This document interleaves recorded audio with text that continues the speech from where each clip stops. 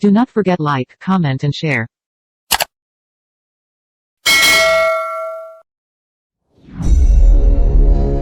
Bagaimana kalau tiba-tiba Biden mundur dari posisinya sebagai Presiden Amerika yang ke-46 karena alasan kesehatan, walau aslinya sesungguhnya adalah disuruh mundur? Apa yang akan terjadi pada dunia? Kamala Harris jadi presiden. Siapa wakilnya Kamala? Hillary Clinton atau Nancy Pelosi? Keduanya adalah Iron Lady, wanita besi. Hillary hobinya perang dan cita-citanya memang pivot to Asia. Asia Indo-Pasifik tentunya, bukan Asia Barat dan Timur Tengah. Setelah itu, Kamala Harris dilengsarkan. Ini hanya skenario. Sebenarnya yang ditarget dari awal adalah Kamala Harris, wakil Presiden Amerika saat ini, yang dianggap titik lemah bernegara Amerika. Kalau terjadi perang dengan Tiongkok, sungguh Kamala titik lemah Amerika. Jika Kamala jadi presiden, lebih mudah mengimpeachnya, karena mengimpeach presiden itu ada. Mengimpeach wakil presiden masih dicari jurusnya di Amerika saat ini. Kemudian tak lama setelah Kamala jadi presiden, Kamala digeser melalui impeachment. Itu skenario melalui mundurnya Biden. Atau sejak awal Kamala yang diganti, presiden tetap Biden. Namun dengan alasan kesehatannya Presiden Biden, si nomor 2 wakil presidennya yang jadi chief in command adalah alternatif terakhir. Belum pernah terjadi dalam sejarah yang digulingkan adalah orang nomor 2, second in command di Gedung Putih, di-impeach. Kamala saat ini diserang bukan oleh Partai Republik tetapi di dalam Partai Demokratnya sendiri. Dia diserang. Jadi sesungguhnya bukan Biden yang ditarget, bukan Biden yang akan mundur, namun bagaimana menjungkalkan Kamala Harris oleh Partai Demokrat sendiri. Itulah kejamnya politik. Dia dipakai untuk menarik suara minoritas kemarin untuk pemenangan presiden. Setelah tercapai, ya minoritas tetap menjadi warga negara kelas 3 atau kelas 2 di Amerika itu. Kemudian bernegara di Amerika kembali ke tujuan awal, maunya para plutokrasi di Amerika. Plutokrasi adalah segelintir orang kaya mengendalikan negara. Plutokrasi dan oligarki di Amerika menggunakan negara untuk mencaplok negara lain dan merampok rakyatnya sendiri. Amerika itu negara swasta. Negara lawannya yang oposisi persis yaitu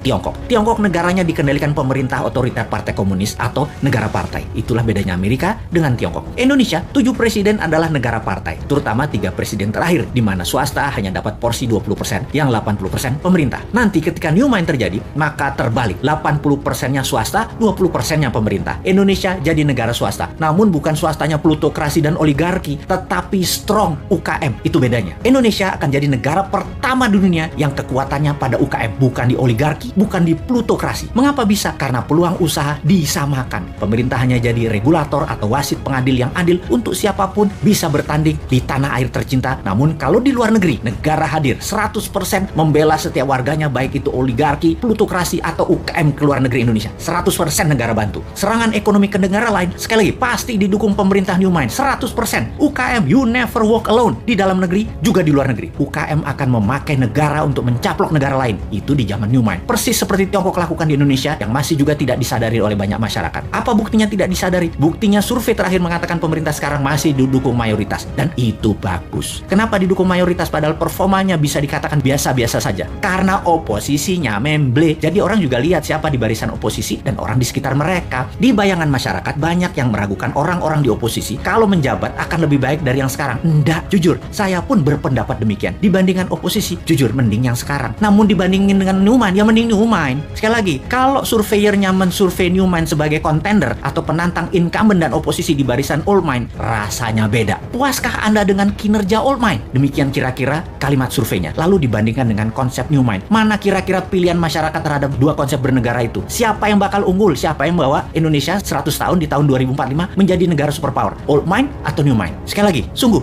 kalau ditanya, di dalam Old Mind itu ada siapa? Oligarki di situ, politikus kawakan di situ, duit di situ, pejabat di situ, jabatan di situ. New Mind punyanya cuma semangat doang, tetapi berani. Kesimpulan, kita akan berhadapan di 2024. See you at 2024.